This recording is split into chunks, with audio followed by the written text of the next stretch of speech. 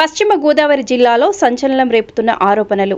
Veeravasaram ZPTC గుండా జయప్రకాష్ నాయుడు తనను మోసం చేశాడని భీమవరానికి చెందిన విజయలక్ష్మి అనే మహిళ ఆరోపిస్తోంది. ఏడాది పాటు నమ్మకంతో దగ్గరై డబ్బు బంగారం తీసుకొని మోసం చేశాడని వీడియోలో వెల్లడించింది. ప్రస్తుతం ఈ వీడియో సోషల్ మీడియాలో వైరల్గా మారింది. తనకు న్యాయం చేయాలని బాధితురాలు కోరుతోంది. నా పేరు మద్దాల విజయలక్ష్మి అండి. నేను దేవరం గుంటూరు శివాలయంలో ఉంటాను. నాకు పవన్ కళ్యాణ్ గారు పార్టీ మీద ఆయన చాలా అభిమానం ఉంది.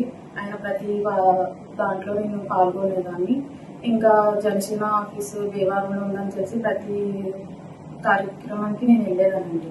వెళ్ళిన తర్వాత అక్కడ గుండా జయప్రకాష్ నాయుడు అనే ఆయనతో నాకు కొంచెం పరిచయం ఏర్పడిన తర్వాత ఇంకా అలా నన్ను వచ్చాను, పెళ్లి చేసుకుంటాను, వంట ఇష్టం అని చెప్తే నేను చేసుకోలేనండి, నీకు నాకు సెట్ అవ్వదని చెప్పి మా ఇంటికి వెళ్ళిపోతే ఇంకా నాకు ఫోన్లు చేయడం, ఆఫీస్కి రమ్మడం అవన్నీ జరిగితే వెళ్ళానండి. ఆఫీస్కి వెళ్ళిన తర్వాత ఇలా మీకు నాకు సెట్ అవ్వదు, నాకు పెళ్ళి అయిపోయిందండి, విడాకులు కూడా అయిపోయినాయి, నేను ఆల్రెడీ భర్త దగ్గర టార్చర్ చూసి వచ్చేసింది, ఇంకా నాకు ఏదో అవసరం లేదండి, నాకు పెళ్ళి అయిపోయింది, నన్ను కూడా నా భార్య వదిలేసింది, నేను ఒంటరిగా ఉంటాను, నేను బాగా చూసుకుంటానని చెప్పి నన్ను తీసుకెళ్ళి ఇలా ఆఫీస్లో కలిసి ఉండడం అని చెప్పి పెళ్లి చేసుకుంటానని చెప్పి ఇలా 2 సంవత్సరాల నుంచి జర్నీ చేయడం నాతో జరిగిన తర్వాత ఇంకా నేను ఇల్లు కొనుక్కోవాలనుకుంటున్నాను. అలాగే మా అమ్మగారికి హార్ట్ ప్రాబ్లం ఉందంటే నేను తీసుకెళ్ళి కార్యకర్తలతో ఎవరితో మాట్లాడి నేను చేపిస్తాను, మీ అమ్మగారి గురించి నువ్వు టెన్షన్ తీసుకోవాలంటే సరే అండి తీసుకోవాలని చెప్పేసిన తర్వాత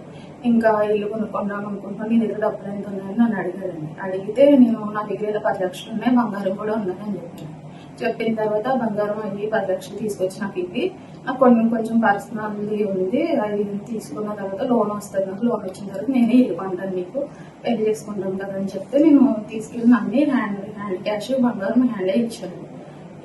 ఇచ్చిన తర్వాత ఇంకా ఆయన తాగడం, నన్ను కొట్టడం, ఇంకా అలా కొంచెం ఇష్టం లేనట్టు బిహేవ్ చేయడం అని చెప్పి నాకు కొంచెం ఇలా కొట్టేసిన తర్వాత హాస్పిటల్కి తీసుకెళ్లి తనే నన్ను ట్రీట్మెంట్ చేయించడం అని చెప్పి మళ్ళీ ఏదో తాగాను కదా కొట్టాను సారీ అని చెప్పేసి మళ్ళీ నార్మల్ అయిపోయాడు. తర్వాత మళ్ళీ ఇంకా మధ్యలో గంజాయి స్వీట్ అని ఒకటి చేసి నాకు పెట్టేవాడండి. నాకు పెట్టిన తర్వాత అందరికీ ఇచ్చేవాడు, గంజాయి స్వీట్ చేసి అందరికీ ఇచ్చి తెమ్మని చెప్పేవాడు.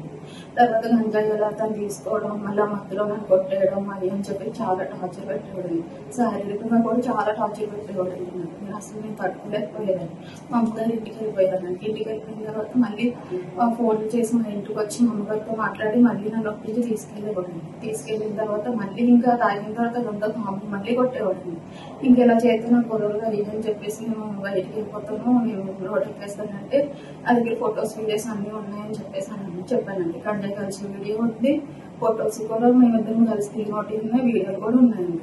ఉంటే ఇంకా బయట పెట్టేస్తానని చెప్పేసి నన్ను ఆ రోజు కొట్టేసి వాటర్లో